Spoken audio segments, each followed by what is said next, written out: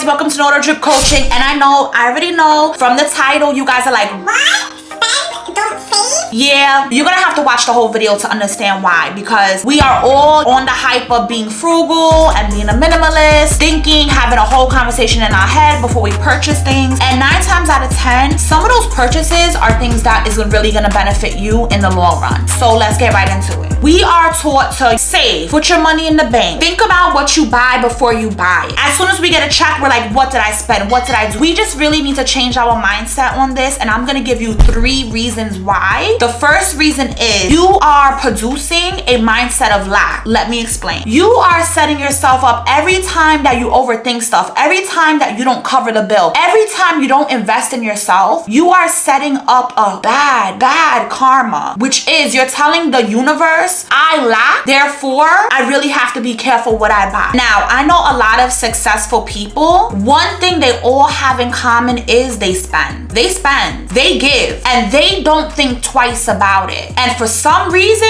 it always comes back to them. For some reason, what they give out is triplified back, okay? And one thing that I've learned is when you have these conversations in your head constantly of every purchase, how is this gonna benefit me? Do I really need this? Can I get it cheaper somewhere else? Every time you have those conversations in your head, you are programming yourself to say, you know what? I really need to think about this purchase because I really don't have enough and I really don't want to be broke. I really don't want to break my bank. And that's fear. That's fear kicking in, okay? So you have to kind of change that up, and instead of thinking that way, maybe you can start thinking of how is this gonna bring me money in the long run, right? How is this gonna benefit me and my family? And it's not coming from a place of lack, it's basically coming from a place of how is this gonna help me be the person I want to be, okay? And there are things that we all want to do. And for me, I want to become a better public speaker. Do I not buy that course? Do I not invest in myself because that course is maybe a little more expensive than, and let's say a different course that is not so good, but it has 60% off? Do I not do that? No! I invest in the better course no matter how much it costs because I am investing in myself. And I know if I become a better speaker, therefore, my business will be able to thrive more. We don't invest in ourselves, okay? So just changing all of that up. Second step, stop being afraid to fail.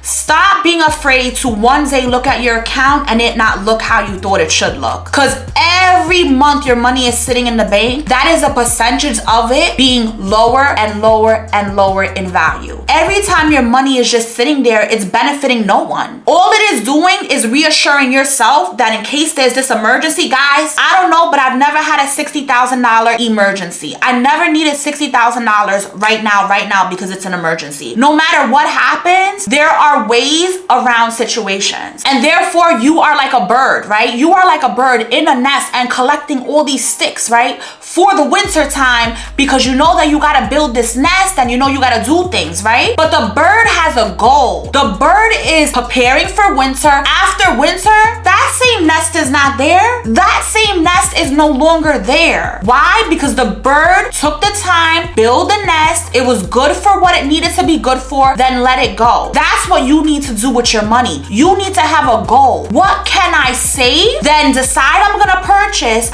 it, take the risk, and let that purchase be something that's gonna bring you income back. Let that purchase be something that's going to bring you passive money. What I mean by passive money is money that you don't have to work for. Money that just comes to you because of an investment that you made. And I'm not saying to invest in stocks and Bitcoin and that's up to you.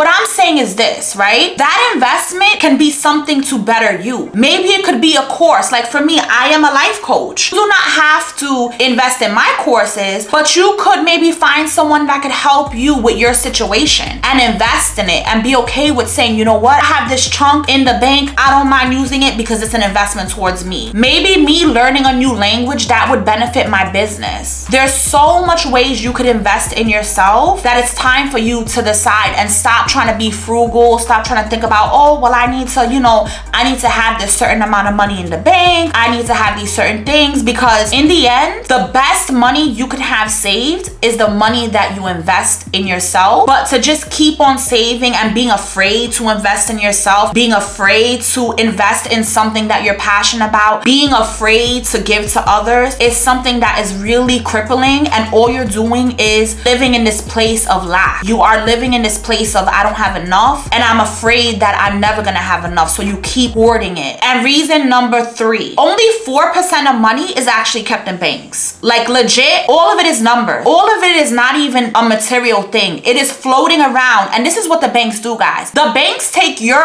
money that you put into the bank and they invest it. They spend it. They use that money on investing in themselves. Meanwhile, you're not. Meanwhile, you are putting that money on the side and it's losing value every time, and the banks are taking your money and not even giving you a big percentage back and investing in themselves. The whole money thing is an illusion, and until you realize that it is just energy, you will treat it so different. I have met a lot of people, and 9 times out of 10, all of the frugal people, all of the ones that are always hoarding money, they're always broke. They're always broke. And if they're not broke financially, they're broke up here. They're always speaking of lack. It is always a calculation in their head of, I can't buy this, I can't do that, I can't go here, I can't plan that. And you see it because it's so visible, and they can't even hide it. And meanwhile, you have a lot less than them, but your mindset is on a whole nother level because you know what you have to do. I teach my kids and I teach my clients all the time. Always tell yourself, I can afford this. Always try to speak those words that you wish you could say if you had that amount of money. And there have been so many times that I have went out to eat and I didn't have enough to cover the bill, but I still covered it. I still covered the bill because I said to myself, I want to be that person that pays the bill. I want to be that person that people can rely on. And that has helped me in a way to where now that I see someone that is lacking, I can give. And I'm proud to give.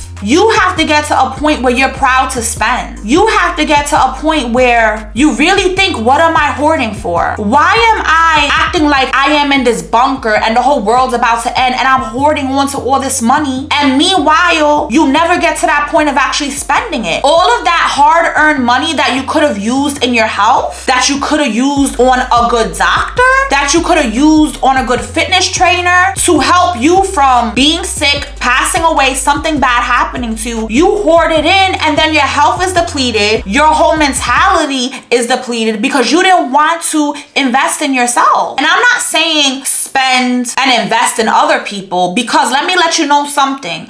Every time you buy something that is not going to benefit you, you are not investing in yourself. You are investing in someone else, and it's not even beneficial because you will get nothing back. And if you do want to do that, at least buy it on something that you could always sell. My biggest thing is, if you're going to spend money, think, how is that going to affect you? And there are 3 things that you cannot run away from. That is your health, that is your mental state, and that is your physical fitness, okay? Those are the 3 things that you need to invest in, because no matter how much money you have in the bank, if those things are not up to par, all that money that you have in the bank is not going to be beneficial because you're going to be too sick to use it. You ain't going to know how to use it because of your mental state, and you can't enjoy it because of your physical state. There are a lot of people that are in nursing homes right now sitting on money that they can't even enjoy. Think about that. They spent years of hoarding money that now they can't even enjoy. There are plenty of people that died of COVID that had large amounts of money in the bank, and guess what the bank did? The bank took all of that money. They could have spent that on things that they wanted to do, vacations they wanted to go on. Because let me let you know, a vacation is not always a waste. A vacation to me is an experience, and I'm all for investing in experiences. We have a whole wide world,